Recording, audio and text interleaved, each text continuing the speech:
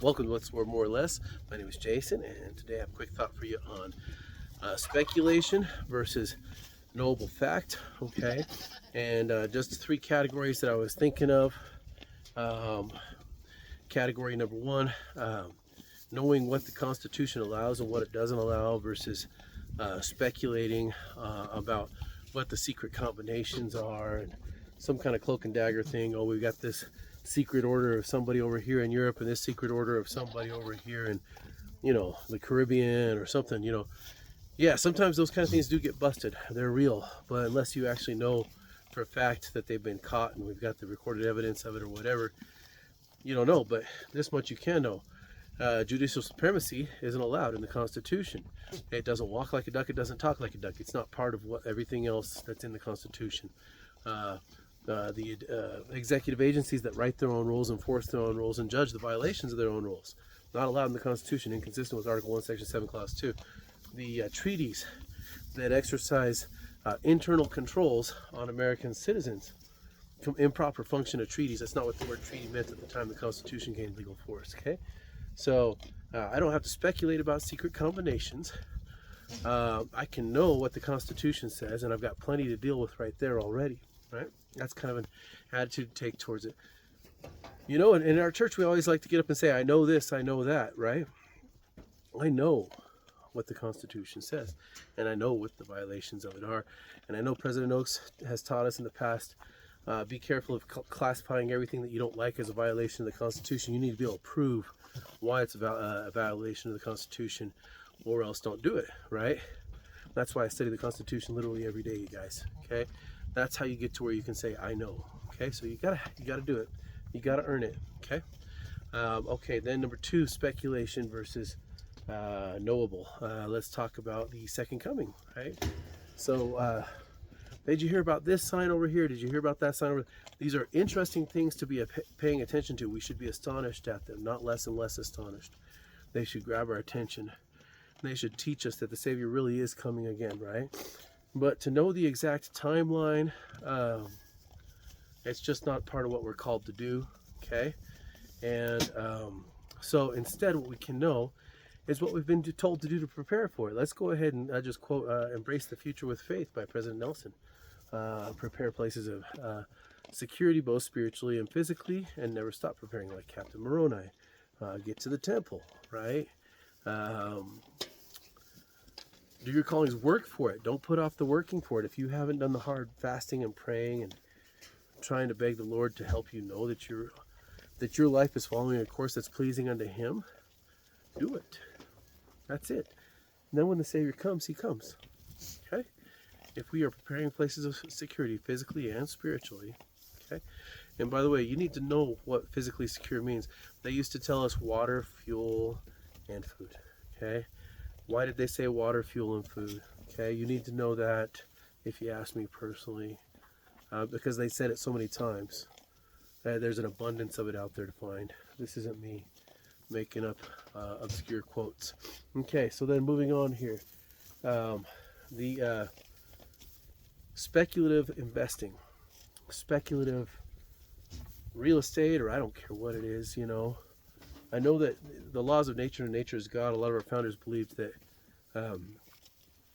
excessive investing in real estate, tying it up and not improving it, and they believed in being an agrarian people. But if you tied up the land and made it unusable, and you just claimed to own it, that was unacceptable. That was a complete violation of the laws of nature and nature is God. So that's a huge one to understand. Real estate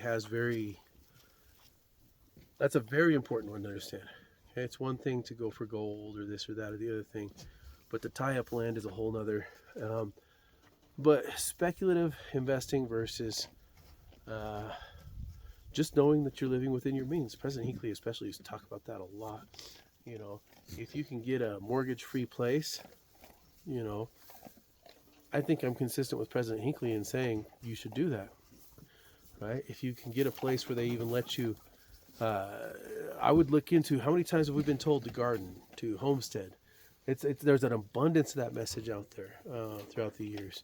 Look up an old Relief Society manual from just 20 some odd years ago, shoot, I'm in my 50s, so that doesn't seem that long ago to me, right? That was like already pretty significantly into my adult years that they were still talking about that. Yeah, so if you're going to get a debt-free piece of land, you might really want to look at a place where you can actually garden, where they're not going to have excessive HOA rules that, you know, violate the laws of nature in the first place, telling you that you can't use your land. And you might be like, well, we don't talk like that. Our current prophet, look at his most recent talk, or look at even his talk, Freedom and Free Agency. Yes, he does talk about eccentricities and self-harm. However, I don't think when he's talking about eccentricities that he's talking about that which he praised in his most recent General Conference talk. I think he's talking about lewd statues or weird stuff like that. That would be eccentricities that he would have been concerned about. Okay, so yeah, speculation, 3 categories versus knowable. Are you living within your means, or are you speculating, doing real estate investing, all that kind of stuff? Are you preparing for the Savior's second coming just by being a righteous person, a temple attending person, a person who follows his teachings? Or are you trying to discern every last sign and know the exact moment when we're going to have to head to Missouri or something like that, you know, which seems inconsistent with the teaching of the brethren? And are you looking for every last little cloak and dagger, trying to decode every supposed secret combination that you think you can figure out for yourself by suspicion and reading the signs?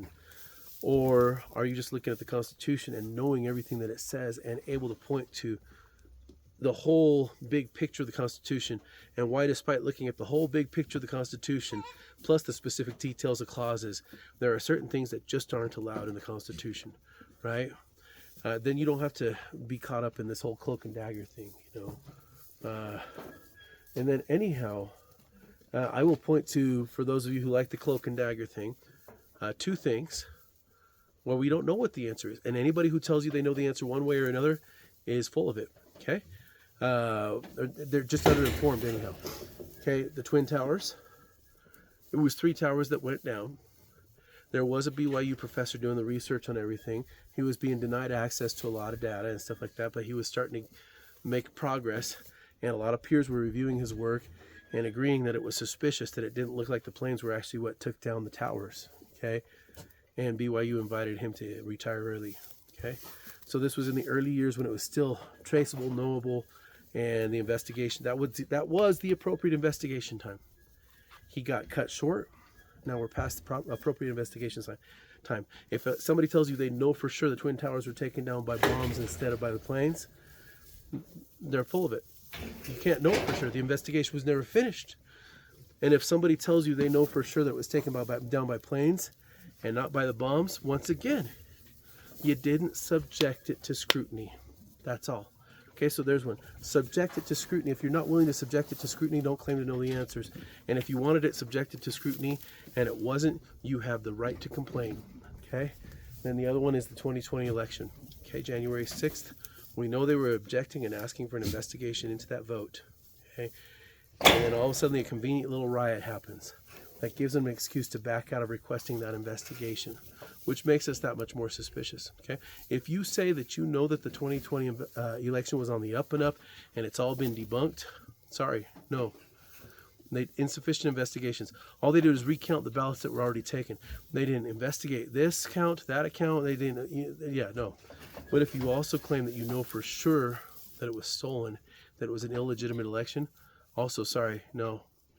They didn't give us the chance to prove it, right? So this much you can say. They didn't subject themselves to scrutiny. That's all. Okay, that's not speculation. That's just pure fact. So we don't know. Isn't that great? That just makes you feel a great sense of peace, doesn't it? I'll tell you what should make you feel a sense of peace. I think sticking to the basic in the 3 categories that I just mentioned. Constitution, preparing for the Savior's come, just by period, just who you are. Prepare like Captain Moroni. I never stop preparing, as President Nelson said, both physically and spiritually. And then don't speculate about markets and things like that. Just live within your means. Remember those President Hinckley years. Be capable of fixing up your own house, growing a garden, maybe having a milk cow or something like that. Live a simple life. Okay? All right. And yeah, President Hinckley would also say, but do a few nice things for your wife, right? I guarantee you he would say that. So, but anyhow, all right. Thanks for listening, you guys. See ya.